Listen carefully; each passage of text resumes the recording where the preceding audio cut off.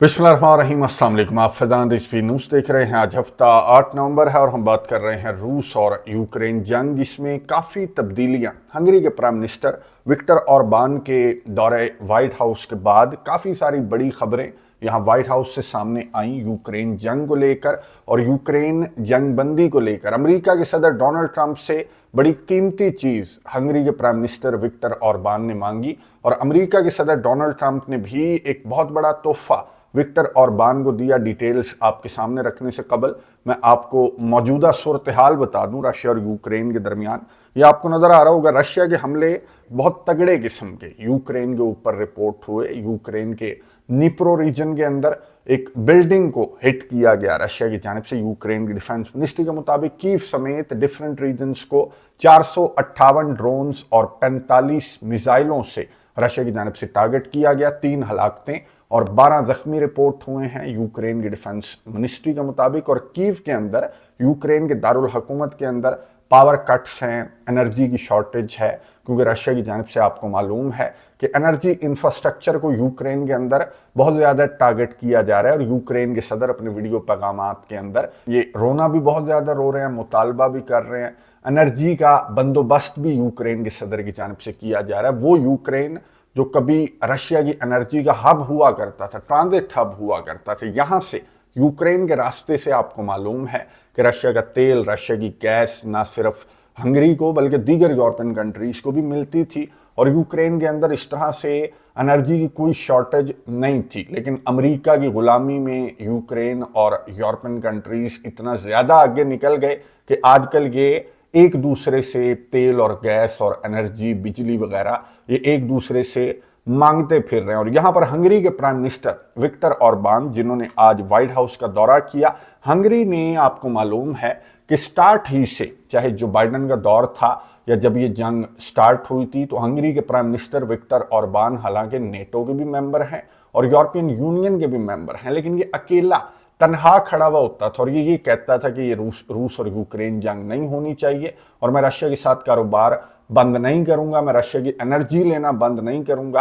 अब जो बाइडन चला गया, डोनाल्ड ट्रंप आ गया, डोनाल्ड ट्रंप ने इस जंग को बंद करने की बहुत ज्यादा कोशिश की। बिल आखिर डोनाल्ड ट्रंप की जानिब से ये मुतालबा सामने आया कि वो यूरोपियन कंट्रीज जो रशिया का तेल वगैरह ले रहे हैं, तो वो यूरोपियन कंट्रीज रशिया का तेल लेना बंद करें। तब भी ये जो हंगरी का प्राइम मिनिस्टर है, ये अपने मौकिफ पर डटा रहा और इसने डोनाल्ड ट्रंप को ये कहा कि नहीं, मैं रशिया का तेल लेना बंद नहीं करूंगा। और यहां पर मैं आपको बता दूं कि इस मुलाकात में ये डोनाल्ड ट्रंप को कायल करने में कामयाब हुआ और डोनाल्ड ट्रंप ने अपने मुंह से कहा कि हाँ, हंगरी के अलावा जो बाकी कंट्रीज हैं, इंक्लूडिंग भारत भी है, स्लोवाकिया भी है और दीगर जो यूरोपियन कंट्रीज हैं जो रशिया के साथ कारोबार कर रहे हैं, रशिया का तेल ले रहे हैं, तो वो रशिया का तेल लेना बंद करें।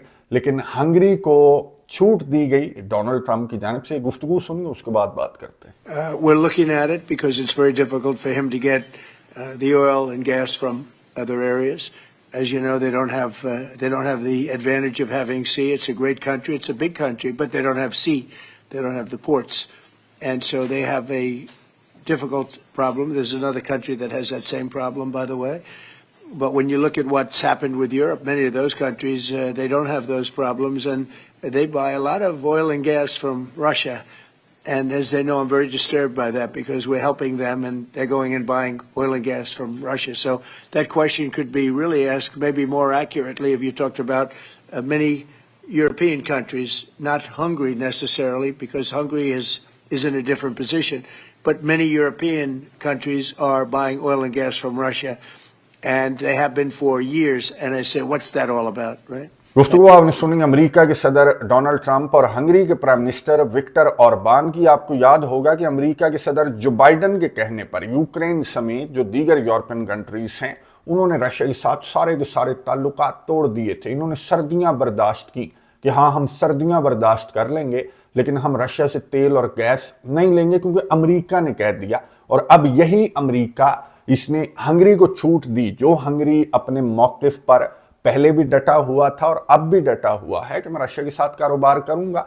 मैं लैंडलॉक्ड कंट्री हूं, तो मुझे अपने अवाम के लिए तेल और गैस तो चाहिए। तो मैं तो किसी सूरत रशिया का तेल लेना बंद नहीं करूंगा। और डोनाल्ड ट्रंप को ये कायल करने में कामयाब हुआ और डोनाल्ड ट्रंप ने, आपने सुन लिया कि इसको छूट दे दी कि हाँ यार इसकी मजबूरी है, लैंडलॉक्ड कंट्री है, तो हंगरी जो है वो रशिया का तेल लेता रहे। भारत समेत जो दीगर कंट्रीज हैं उनको डोनाल्ड ट्रंप की जानिब से कहा गया कि रशिया का तेल उनको बहरहाल नहीं खरीदना चाहिए। मैदान जंग की सूरत हाल मैं आपको बता दूं, पेक्रोवस का रीजन मैंने आपको लास्ट वीडियो के अंदर बताया था कि रशिया की जानिब से कहा गया कि जी 7 दिन के अंदर हम पेक्रोवस को कंट्रोल कर लेंगे। अब 6 दिन बाकी रहते हैं और रशिया की फौजें जो हैं वो आगे की जानिब बढ़ रही हैं। अब तो यूक्रेन के सदर व्लादिमीर ज़ेलेंस्की भी अब एडमिट करने लगा है, दबे अल्फाज में ये एडमिट करने लगा है कि हाँ रशिया की फौजें जो हैं वो पेक्रोवस को इसलिए कंट्रोल करना चाहती हैं ताकि रशिया पूरे के पूरे डॉनबास को कंट्रोल करने का जो रशिया का मौक़िफ़ है उस पर डोनाल्ड ट्रंप को रशिया कायल कर सके और इस जंग को बंद कर सके। डोनाल्ड ट्रंप को ये मैसेज रशिया देना चाहता है कि मैदानी जंग के अंदर रशिया का पलड़ा बहुत ज़्यादा भारी है। हालांकि यूक्रेन के सदर ने कहा कि ये हकीकत नहीं है, हमारे फौजी अभी भी डटे हुए हैं और सारे के सारे हमारी फतह देखना चाहते हैं जो यूरोपियन कंट्रीज हैं। अब ये सारे के सारे तो नहीं, एक्सक्लूडिंग सम कंट्रीज, जिसमें ये हंगरी के प्राइम मिनिस्टर विक्टर ऑरबान भी शामिल हैं। और इनकी जानिब से व्हाइट हाउस के अंदर मुआवजे से मुतल्लिक क्या कहा गया कि एक मुआवजा ही हो सकता है कि यूक्रेन रशिया को शिकस्त दे दे, जिस पर व्हाइट हाउस के अंदर, इस ऑफिस के अंदर डोनाल्ड ट्रंप समेत, जेडी वैंस समेत तमाम के तमाम ने जोर से कहा भी लगाया। ये सुनिए, उसके बाद बात करते हैं। Sure, Victor, do you want to talk about that? I'm strongly convinced. So the question is whether we Westerners are unified or not. The problem is that the president has huge peace efforts, which are just splendid and very positive for the European continent and all the peoples of Europe. But at the same time, we are not unified because Brussels and the Europeans has a different approach to the war. So the only pro-peace government is the United States government and the small Hungary in Europe anyway. All the other governments prefer to continue the war because many of them think that Ukraine can win on the front line, which is a misunderstanding of the situation. So it's a complicated issue. We will discuss it. It requests not just 2 minutes to respond to your question, but rather than our lecture. Sorry, not to continue more than that. To both of you. So you would say that that Ukraine cannot win that war? You know, miracle can happen. Yeah, that's right. गुफ्तगू आपने सुनी America के सदर Donald Trump और Hungary के prime minister Victor ऑरबान ने गुफ्तगू करते हुए ये कहा कि बहुत सारे यूरोपियन कंट्रीज को एक गलत फहमी है कि यूक्रेन रशिया को मैदानी जंग के अंदर शिकस्त दे सकता है और यही गलत फहमी वजह है।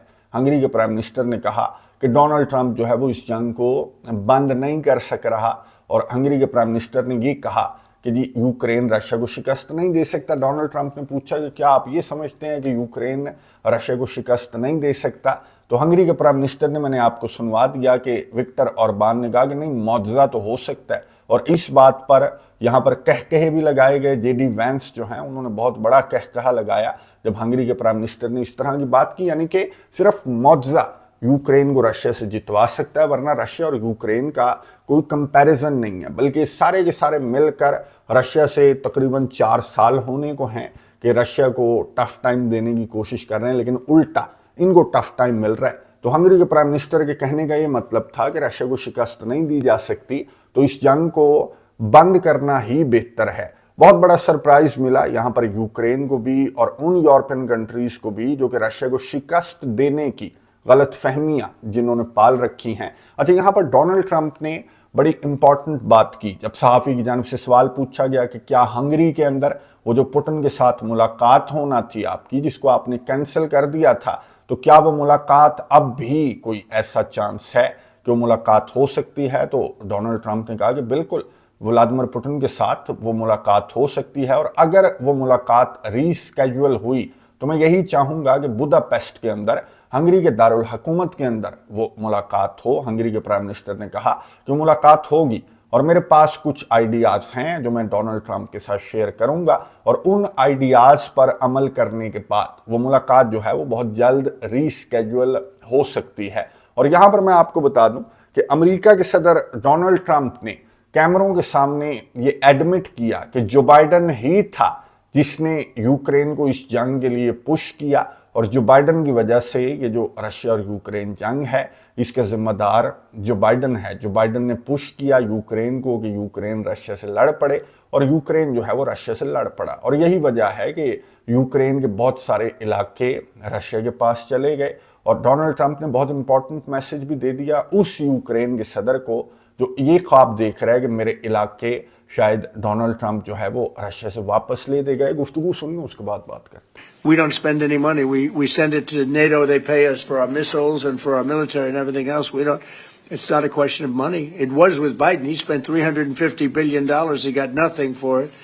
The war would have never happened. If I were president, the war would have never happened. I think you would agree with that. This war would never have happened if I were president. It's stupid that it happened. Biden actually pushed for that war to happen. Okay, if you can believe it. Nobody can believe it, but it's one of those things. And now look what happened. Look what's happened to Ukraine. It's a much smaller country. A lot of people are dead. You take a look at it's a whole different world over there. And Russia has not been helped very much by that war either. They lost a tremendous number of soldiers and people. And, look, that war should have been a 1-week war. I don't know why it's taken. This is 4 years. Should have been 1 week. Should have been over with, but it would have never started. Should have never started. And I would have solved the problem without giving up anything. Ukraine would have remained as is. So there were tremendous mistakes long before I got there. I inherited that mess, and we're getting it solved, along with the 8 wars that we've already ended.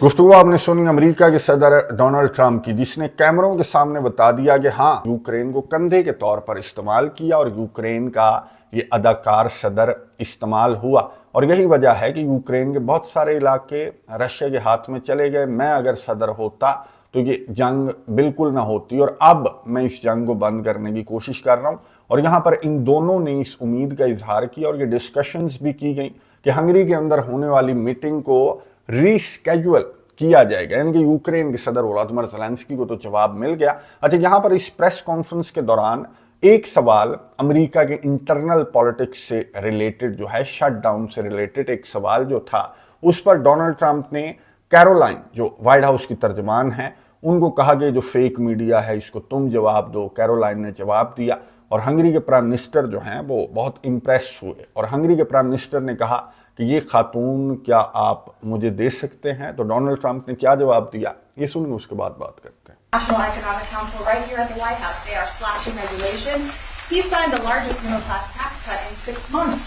In 6 months, in record time, putting more money back into people's pockets. So affordability is what the American people elected this president to do, and he is doing it. And you guys refuse to cover it, and you refuse to cover that the previous administration created the worst unaffordability crisis in American history. And I've been watching the TV all day, saying that he doesn't want to talk about affordability. That's what he's working on every day. And That's what I'm talking about right now. But you know why they refuse to cover it? Can I get Because her they're for fake some months? news. That's why. Go Can I ahead. get her some months? Sure. Caroline, the Prime Minister would like you to work for him in Hungary. Please consider. She's- Please consider. You know what? That's a very good decision you just made. Please don't leave us, Caroline. मनाज़र आपने देख लिए जो कि social media के ऊपर बहुत ज़्यादा viral हैं कि हंगरी के प्राइम मिनिस्टर विक्टर ऑरबान ने कैरोलाइन को यूं कह लें कि उनकी तारीफ़ की, उनकी हाजिर जवाबी की तारीफ़ की, जिस अंदाज से उन्होंने जवाब दिया। और डोनाल्ड ट्रंप ने कहा कि कैरोलाइन, ये तुम्हें हायर करना चाहते हैं लेकिन तुम हमें छोड़कर ना जाना। बड़ा खुशगवार किस्म का माहौल था यहाँ पर। और हंगरी के प्राइम मिनिस्टर विक्टर ऑरबान जो यूक्रेन जंग के खिलाफ थे, आखिर उनके मौक़िफ़ की जीत हुई। और ये जो जंग है वो यहीं पर हो सकता है कि हंगरी के अंदर ही ये जो जंग है इसको बंद करने को लेकर एक बहुत बड़ी और डिसाइसिव मुलाकात हंगरी के दारुल हुकूमत बुदापेस्ट के अंदर ही हो, अगर गिरदोनवा के ममालिक जो हैं उनको कोई तकलीफ ना हो और वो व्लादिमीर पुतिन का तैयारा रोकने की कोशिश ना करें।